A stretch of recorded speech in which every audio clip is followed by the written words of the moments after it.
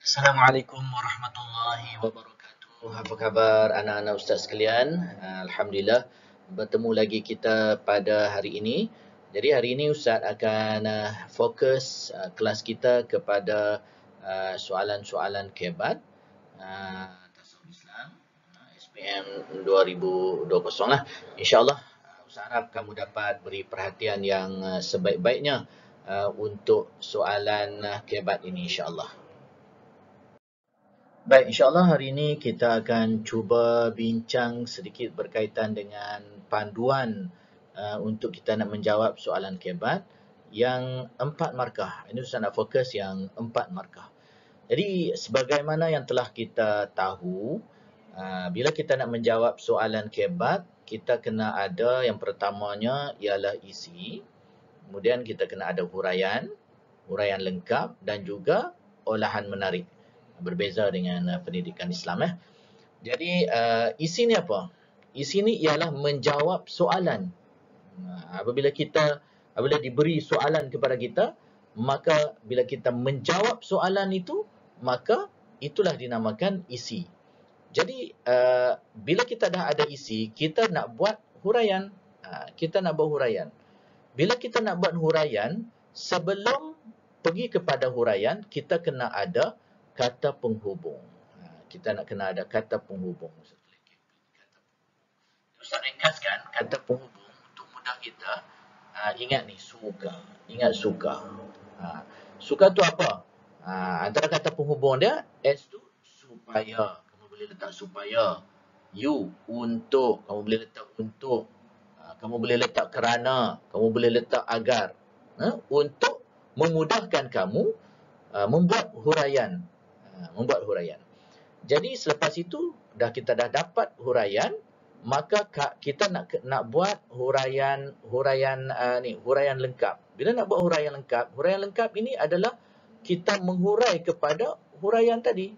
Kita menghurai lagi, lebih panjang lagi kepada huraian. Dan akhirnya setelah kita selesai membuat huraian lengkap, maka kita akan buat olahan menarik.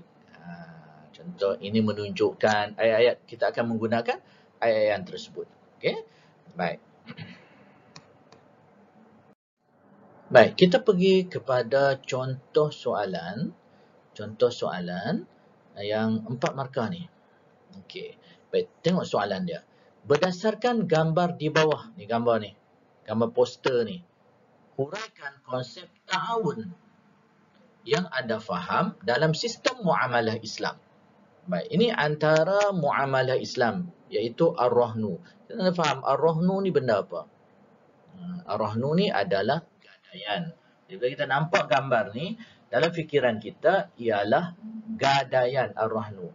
Jadi, yang dia soal kita ialah konsep ta'awun. Jadi, pertama sekali kita kena faham maksud ta'awun ni. Ta'awun ni makna dia tolong-menolong, kerjasama. Kerjasama, tolong-menolong, kerjasama.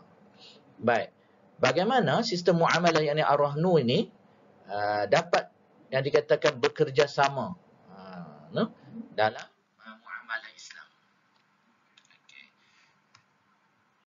Okey, kita tengok cadangan jawapan untuk soalan 4 markah ni. Okey. Mana dia?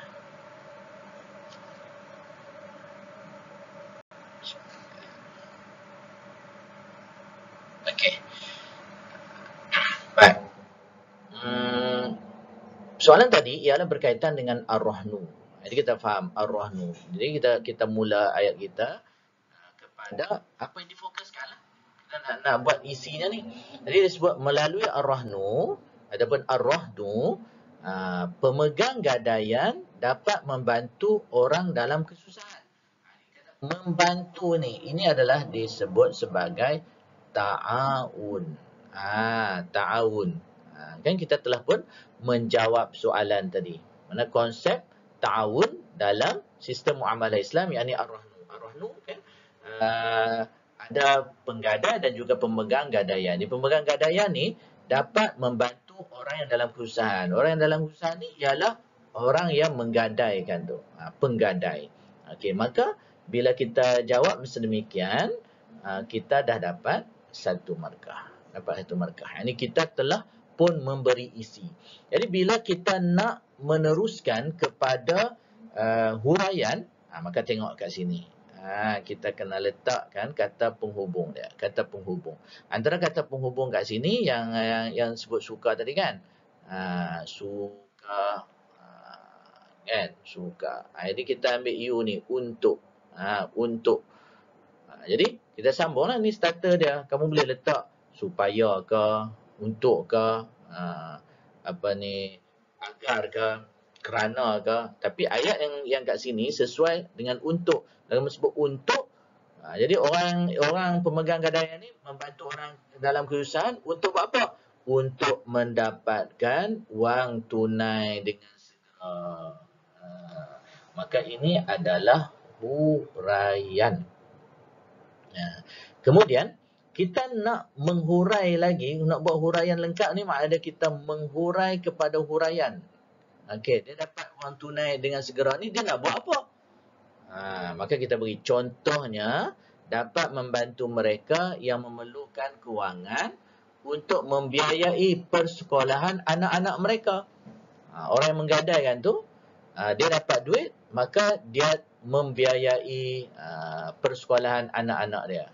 Maka ini disebut sebagai huraian lengkap. Dan akhirnya, kita nak buat olahan menarik OM ni. Olahan menarik OM. Tengok ayat dia. Ini menunjukkan ajaran Islam menggalakkan semangat tolong-menolong. Ini fokus, yakni ta'awun tadi. Menunjukkan ajaran Islam menggalakkan semangat tolong-menolong sesama insan. Takat ni pun sudah memadai. Tapi kalau nak bagi ayat itu lebih menarik, yang dapat membentuk masyarakat harmoni. Itu lagi lebih menarik dari sudut olahan dia. Okey, kita sambung terus kepada soalan kebat yang 6 markah. Ada yang 6 markah. Soalan kebat yang 6 markah. Jadi dalam soalan kebat yang 6 markah ini, pertama sekali, dia berbeza sikit lah. Kita akan letakkan isi, yakni isi macam biasa lah. Menjawab soalan. Dia beri soalan kita jawab soalan itu adalah isi.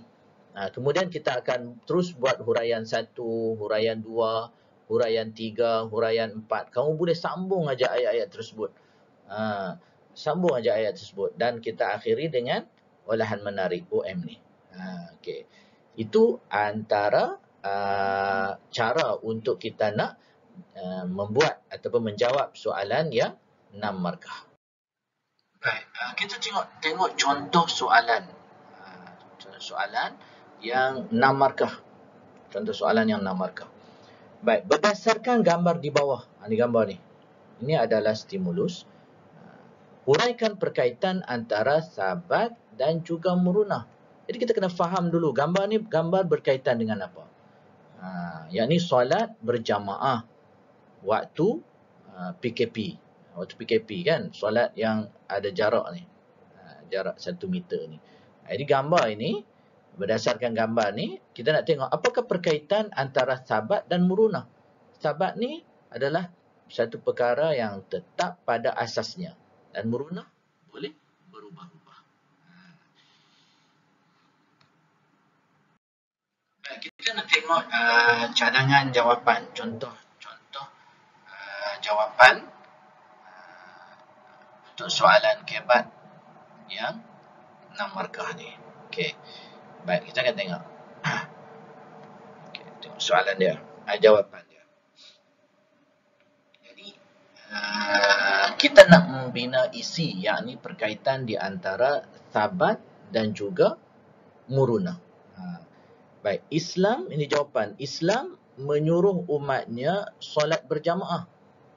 Maksudnya Islam menyuruh ni adalah sabat. Ini perintah. Adalah sabat. Islam menyuruh umatnya solat berjamaah. Walaupun, ini huraian, walaupun dalam jarak 1 meter. Dalam jarak 1 meter. Ini huraian yang pertama. Huraian yang pertama. Ketika dalam keadaan darurat. Tak bolehlah waktu yang biasa kita solat berjamaah kita jarakkan. Sebab hukum asasnya ialah kita kena duduk dalam keadaan yang rapat. Sunat kita duduk dalam keadaan yang rapat-rapat. Jadi ni huraian yang kedua. Ni huraian kedua.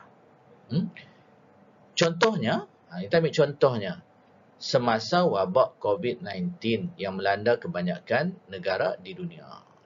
Waktu ni semua orang solat tak boleh tinggal, solat berjamaah. Solat jemaah ni adalah sebab.